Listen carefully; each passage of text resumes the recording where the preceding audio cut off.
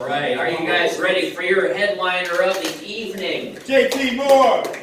Unfortunately, no. I tried talking him into it and he was like, no man, this shit sucks. Bring him up, bring him up, bring him up! Bring him I up. mean, Bring him up! they JT wanted- Moore! I mean, by popular demand. JT Moore!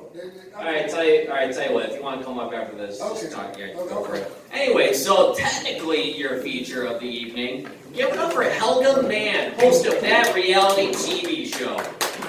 Woo! How you all are? Woo! Well, it's evening and we're in the elbow room and we're doing stand-up. I'm Helga, pronoun she, her. Not that though. I've been that too often. I go into a store and say, they call me sir. Now, do I look like a sir? Seriously. I mean, yeah. I used to get ma'am when I was younger because my hips were wider than my shoulders, and I looked like a girl. And I get abused by that. My pronouns were him and he because I was born with the wrong shit between my legs. It gets confusing. It gets really, really confusing. Anyway, people are asleep. You know, you get gendered by the shadow you cast, not by how you're dressed. I mean, I had really nice nails until I decided to try to sell my house and started putting drywall on. And nice nails went bye-byes, and the nail parlors all closed because of COVID. You know, that worked at the checkout counters because I didn't get served as much. But then I broke my nails. And that magical chemical that the ladies at the nail parlors use, it makes your nails real strong too. I mean, but doing drywall does a number on your nails. And my son left a mess when I pushed him out of the nest. He had 22 zillion staples and nails in his walls, holding up license plates, Confederate flags, and fire department flags, and just about anything else he could nail to the wall. He had 5 chainsaw calendars from Still Company. Now, being transgender and raising a son, as long as you appear somewhat normal, like a normal dad, that's all well and good. That's all well and good when you're raising a son. I consider my kids to be miracles, both of them. One of them grew up to be a school administrator, and the other was probably one of the better landscapers in Glaston.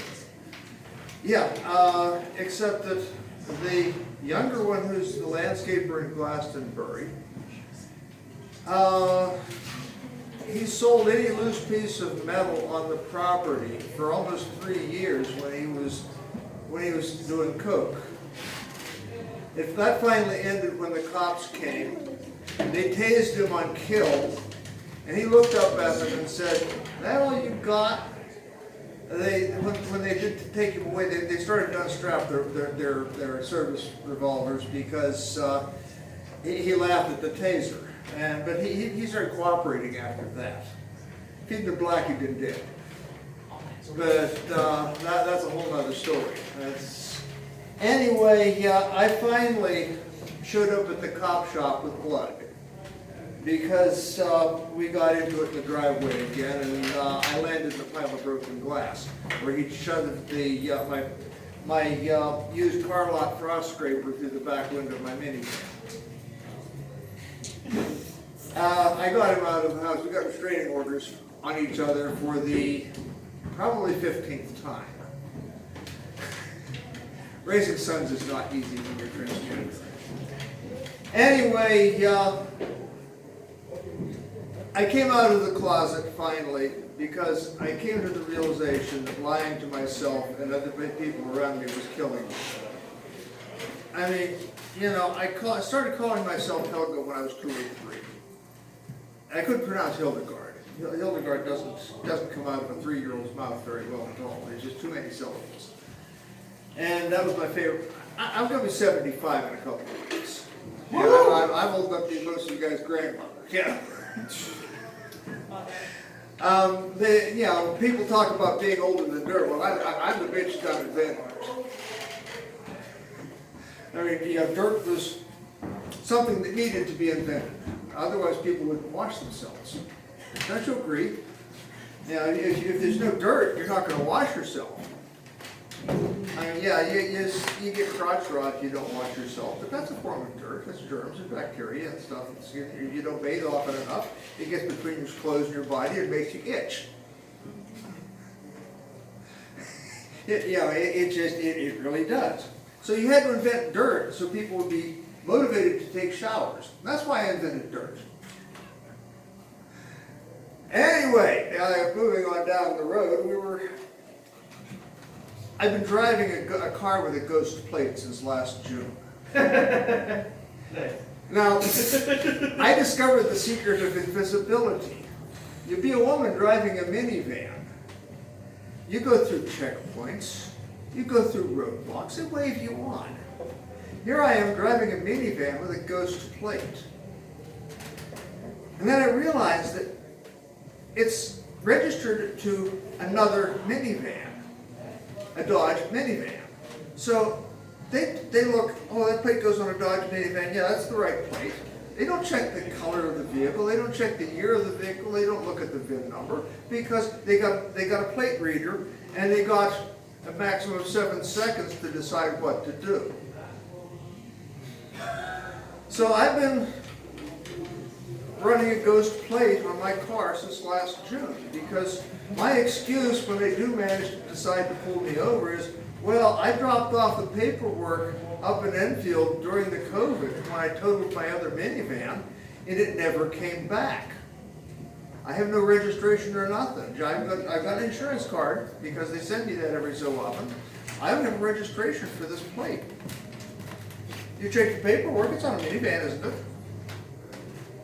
Yeah, it's on a minivan. Okay, well, it's a good plate, isn't it? I got no proof that it's otherwise. Neither do you. And that's the story, and I'm going to stick to it because I'm a woman in a minivan. Anyway, that's my story. Watch that reality show on Facebook. It's a funny-looking Dr. Seuss animal that acts in a mask, a masquerade. And I've got a website, helgaxman.com, that has all of that reality show except the early stuff that we did on Facebook Live. I'm working with a lifer. She's actually a lifer. But that's my story, and I'm sticking it to it. I'm Helga Mann. Watch me on that reality show. JT Moore. Let's go. Man, that's some weak ass applause for